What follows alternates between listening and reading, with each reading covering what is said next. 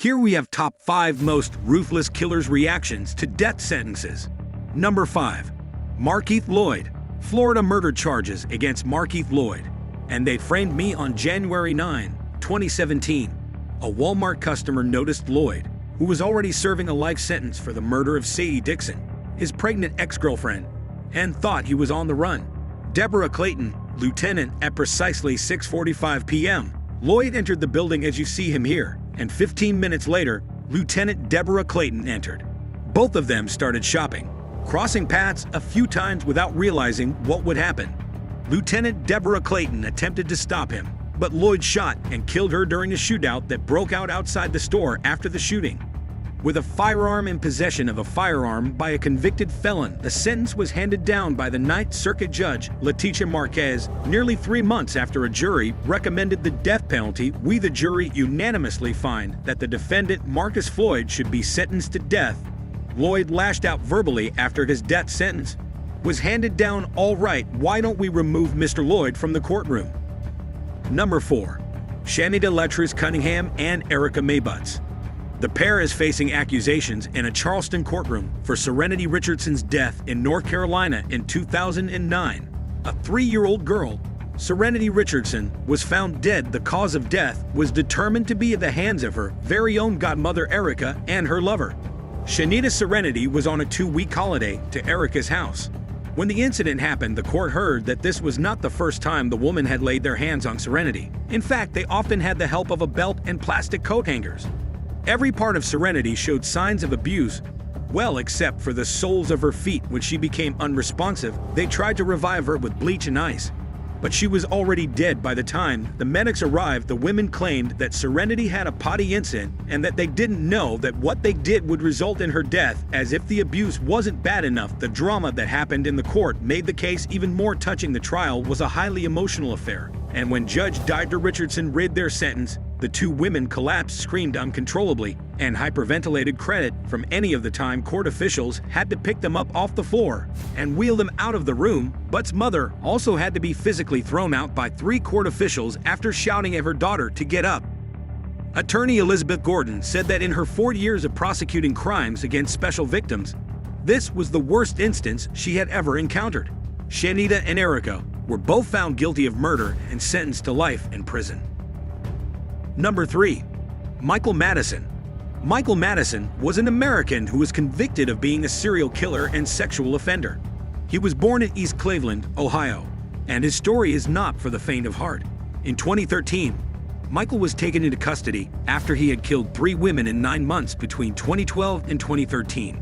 On October 15, 1977, Michael was born into an unexpected pregnancy to Diane, Madison, and John Baldwin. His father denied that Michael was his son and had no communication with him.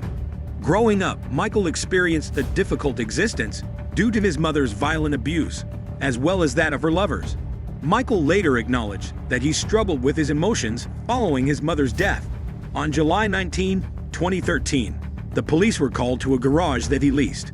Upon investigation, they found a decomposing body inside. The following day, 2 more bodies were discovered, one in a backyard and the other in the basement of a vacant house. All 3 women's bodies were wrapped in plastic bags and discovered between 100 and 200 yards apart. After obtaining a search warrant, the police entered Michael's apartment and discovered more evidence of decomposition.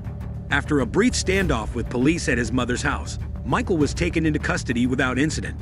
But there was more drama in court when Michael showed no remorse and smirked at the father of one of his victims, prompting the father to lunge at him. Applause.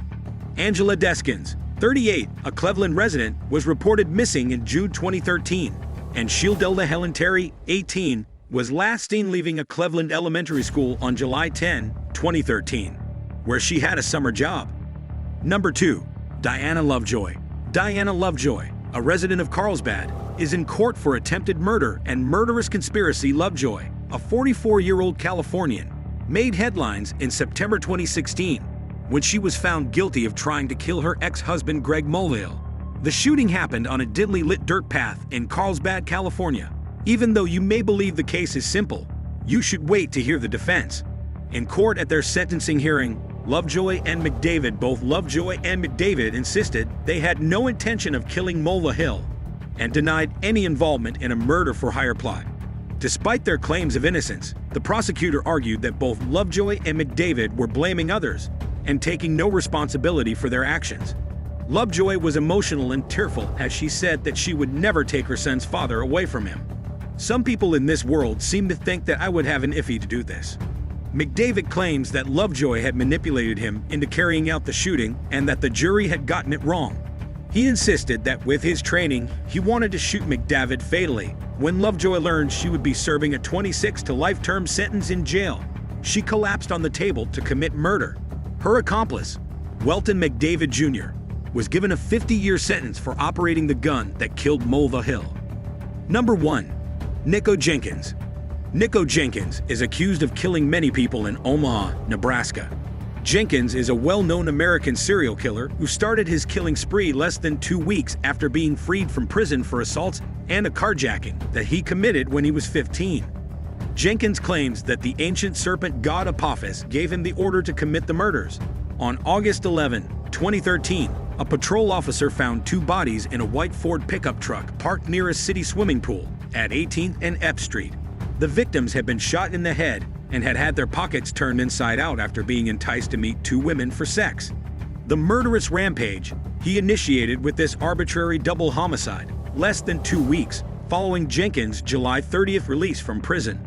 The 4th and last victim of Jenkins, Andrea Kruger, was found dead on the road at 168th and 4th Street, her body covered in several 12-gauge shotgun wounds to her face, neck, and shoulder.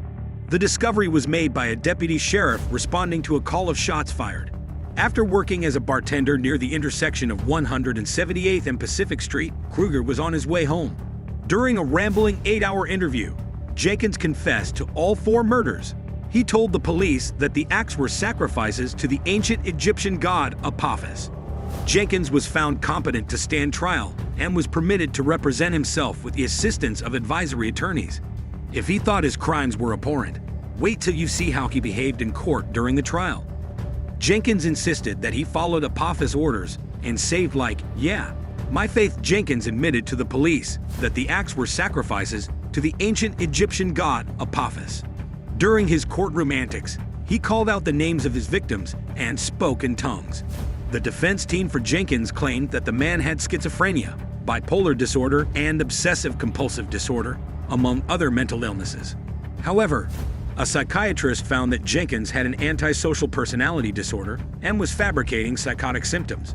Jenkins received a death sentence in May 2017 after being convicted guilty of the 4 murders. For more interesting topics, make sure you subscribe our YouTube channel and give your feedback right now. Thanks for watching.